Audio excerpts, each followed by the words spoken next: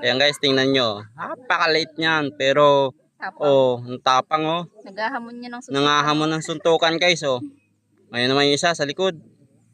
Isumpa natin guys. Napakaliit niyan. Oh. Nakita nyo yun guys. Sino daw lalaban sa kanyang sipitan. Ayan guys.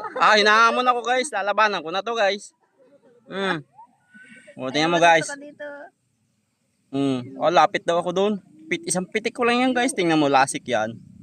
Ano, pitikin na natin. Natago sa lungga eh. Ay, nahabol ako. Hinahamon ako. Wala.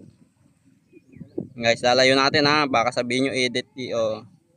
Ang late yan guys. Ayan na guys. Tara. Anong tara? Alayaw ko. Sakit ka makasipit eh. Maliit lang siya pa.